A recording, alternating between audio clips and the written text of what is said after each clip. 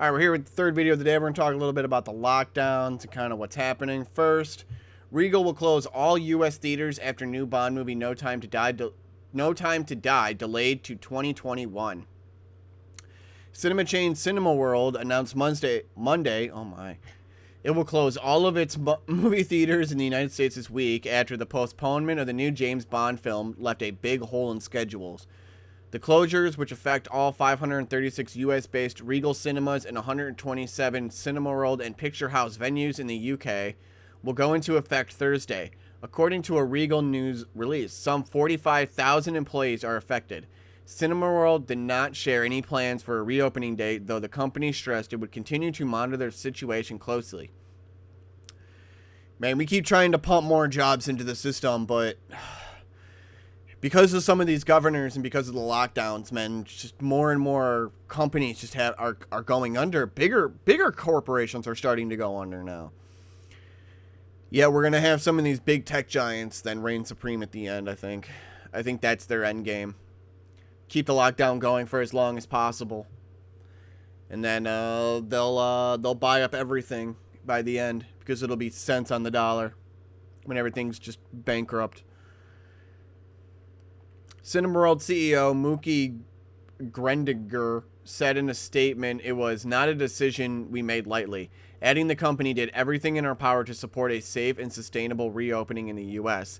And it wasn't possible. You couldn't run on 25% capacity. It wasn't possible. You were tanking the industry. You're tanking most industries at this point. We are especially grateful and proud of the hard work our employees put into adapt our theaters to the new protocols and cannot underscore enough how difficult this decision was, Gredinger added. Regal is the second largest exhibitor in the U.S. after AMC Theaters. The company said Sunday it was considering the temporary closure of our UK and US cinemas, but a final decision has not yet been reached. Once a decision has been made, we will update all staff and customers as soon as we can.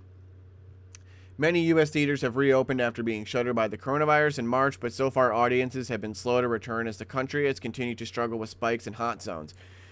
Even if those are actually happening, because that's just the media trying to fear more people at certain points. And you gotta remember, like, when these hot zones start happening, it's like during certain political climate, like the political atmosphere is kind of more centered in that area at the time.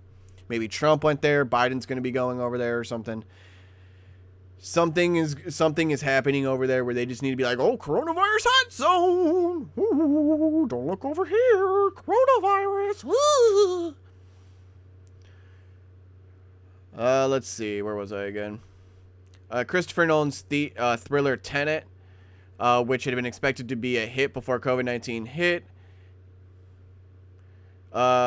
had only made $45 million domestically compared to $262 million overseas. I messed up because it just had hit so close to another one expected to be a hit before COVID-19 hit. It's like, chill, a little redundant, messed me up. Cinemas remain closed in New York and Los Angeles, two of North America's biggest markets. As coronavirus diagnosis approached 7.5 million in the U.S., nearly 210,000 Americans have died in the pandemic. Man, I keep hearing completely different numbers. Sometimes I see 207, 209, 212, 215, 210. You guys can't even give me anything substantial anymore. Like, I just see from all over the place completely different number. I mean, they're relatively close, with at least in the 4,000 or 5,000 apart from each other, I guess, but that 4,000 or 5,000 can make a huge difference, right? I'd say. Without these new releases, Cineworld cannot provide customers in both the U.S. and UK, the company's primary markets, with the breadth of strong commercial films necessary for them to consider coming back to theaters against the backdrop of COVID-19, Regal's news release said.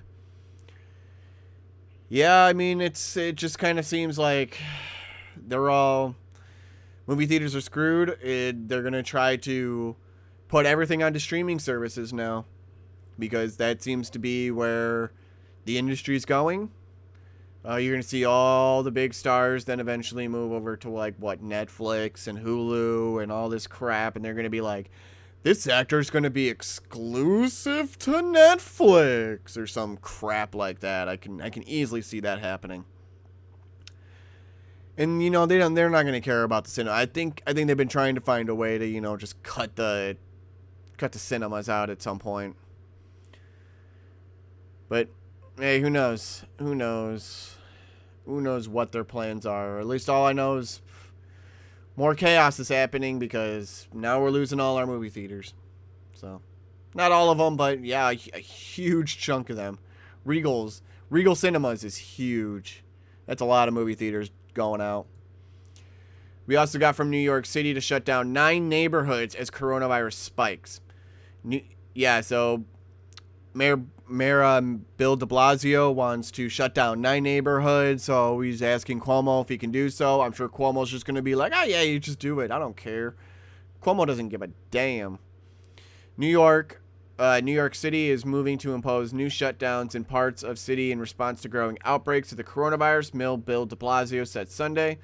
Wonder which part. Are those the parts that are rioting and protesting? I wonder. The city will reverse its reopening in 9 neighborhoods in Brooklyn and Queens beginning Wednesday morning. If it receives approval from the state, non-essential businesses would be shut down in those areas, restaurants would close except for takeout and delivery, and schools in the area will be returned to remote-only instruction. The shutdowns would affect more than 500,000 residents as well as 100 public schools and 200 private schools. This will not be easy at all, de Blasio said, but it's something that we believe is necessary. No, it's something that you want to do because you're tanking your economy and you're trying to tank your city. You want to know why? Because I think you and Cuomo are going to sell off then a bunch of the city after buying a whole bunch of it up on cents for the dollar. After everybody decides to leave and you just completely destroy the city. I think you're doing a mafia-style takeover and you're just going to completely buy up everything. Yeah. We could be seeing a possible takeover of just straight New York City, and then it'll be sold off by the people that bought it. Once it starts to rebound, and then they'll make billions on selling the property back. We got Michigan AG Dana Nessel won't prosecute people for breaking Whitmer's lockdown orders, leaves it up to local law enforcement. So that's some good news. The Attorney General decides not to convict anybody for, the lockdowns. I think she's done with it as well, and most of the people are. Says Michigan Attorney General Dana Nessel said Sunday she will not continue to enforce Democratic Michigan Governor Gretchen Whitmer's executive orders through criminal prosecution after the state Supreme Court ruled the orders unconstitutional Friday. Yeah, all these governors are just becoming authoritarian dictators, and some of the mayors are cooperating with them. Like New York, like Washington, and like Oregon. They're just, they're working, maybe not Washington so much, definitely Oregon. I don't know Washington, and I'm just iffy on, I don't know. I just haven't looked into it as much.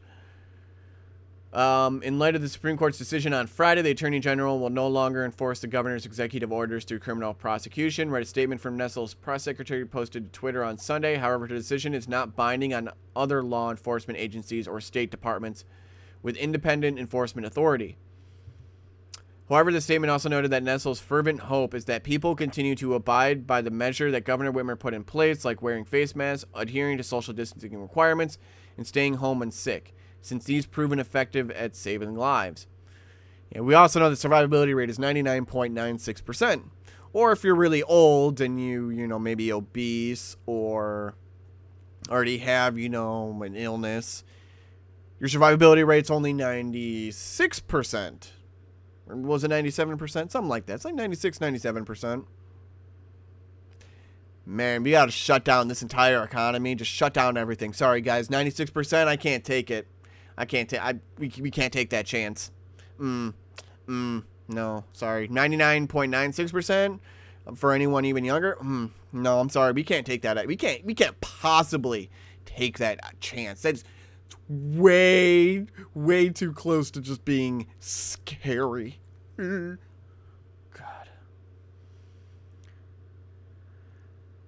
Said the court issued a split decision Friday, ruling that Whitmer's extension of the emergency declarations used to mandate lockdown restrictions were unconstitutional, according to Detroit Free Press. So that's good.